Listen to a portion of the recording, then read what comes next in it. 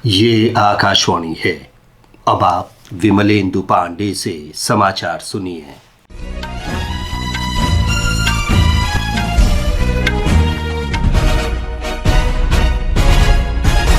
अयोध्या में रामलला विराजमान के प्राण प्रतिष्ठा समारोह को ऐतिहासिक बनाने के लिए तैयारियां अंतिम चरण में है। इस भव्य समारोह का साक्षी बनने के लिए हजारों राम भक्त अयोध्या पहुंच गए हैं। हमारे संवाददाता ने बताया है कि प्राण प्रतिष्ठा समारोह को देखते हुए रामलला के दर्शन की व्यवस्था बंद है। तमिलनाडु दौरे के दूसरे दिन प्रधानमंत्री नरेंद्र मोदी ने तिरुचिरापल्ली के श्री रंगनाथ स्वामी मंदिर में विशेष पूजा अर्चना की। विश्व प्रसिद्ध मंदिर के अंदर कई महत्वपूर्ण सन्निधानम हैं। प्रधानमंत्री को मंदिर के पुजारियों ने पूर्ण कुंभ सम्मान दिया। श्री मोदी ने रामायण सत्संग में भाग लिया और कंबार अरंगम में ध्यान किया।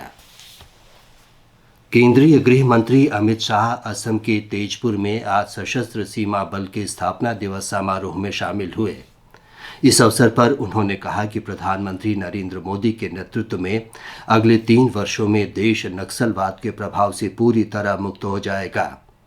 उन्होंने देश में नक्सलवाद का प्रभाव कम करने में केंद्रीय रिजर्व पुलिस बल और सीमा सुरक्षा बल के साथ साथ सशस्त्र सीमा बल की भूमिका की भी सराहना की। श्री शाह ने कहा कि सशस्त्र सीमा बल न केवल अंतर्राष्ट्रीय सीमाओं की रक्षा कर रहा है, बल्कि देश की सीमावर्ती क्षेत्रों की संस्कृति और विरासत के संरक्षण में भी महत्वपूर्ण भूमिका निभा रहा है। उन्होंने कहा कि ये बल सीमाओं की रक्षा करते हुए इसमें स्थानीय लोगों की भागीदारी भी सुनिश्चित कर रहा है। सीमा सुरक्षा बल ने पंजाब के फिरोजपुर जिले में भारत पाकिस्तान सीमा के निकट एक AK-47 राइफल, 2 मैगजीन और 40 कारतूस बरामद किए।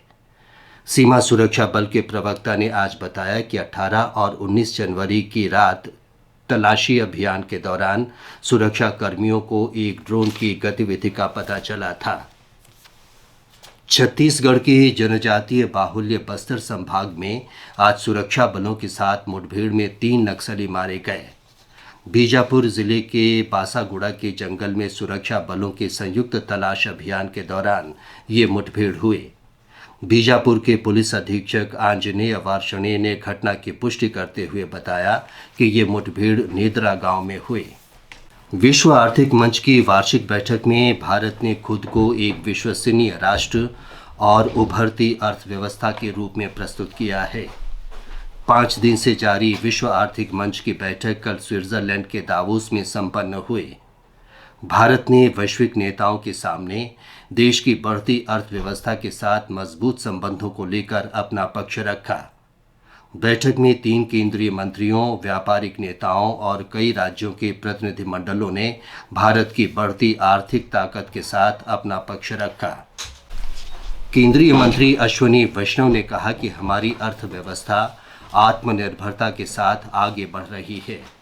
भारतीय रिजर्व बैंक के गवर्नर शक्तिकांत दास ने अगले वित्त वर्ष के लिए 7% सकल घरेलू उत्पाद GDP वृद्धि का अनुमान व्यक्त किया है।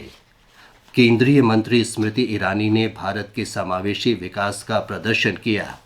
हरदीप सिंह पुरी ने कहा कि विभिन्न सत्रों में हुई घोषणाओं का भारत पहले ही लाभ उठा चुका है। रक्षा मंत्री राजनाथ सिंह ने कहा है कि राष्ट्रीय कैडेट कोर की विभिन्न पहलों के माध्यम से देश के युवाओं में सामाजिक कौशल विकसित हो रहा है और ये गौरव की बात है।